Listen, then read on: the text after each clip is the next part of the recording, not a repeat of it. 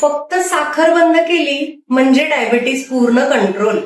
मला काही झालं नाही, साखर सोडली आणि रेग्युलर औषधं घेतोय, रोज औषधं चालू आहे.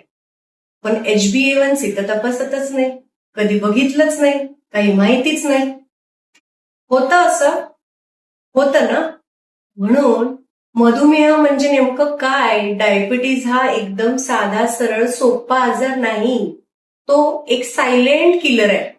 आणि जर तुम्हाला माहिती करून घ्यायचं असेल की फक्त साखर सोडून होणार नाही, अजून काहीतरी केलं पाहिजे, काय केलं पाहिजे हे जर जाणायचं असेल तर बघा मधुमेहावरचा माझा एक लॉंग व्हिडिओ, आणि ज्यामध्ये सगळं सांगितलंय की मधुमेह कशामुळे होतो, त्यासाठी आपण काय केलं पाहिजे, संशोधन काय सांगतं आणि आयुर्वेदात याच्याविषयी काय सांगितलंय. तर बघा नक्कीच मधुमेहाचा एक लॉंग व्हिडिओ. थँक्यू.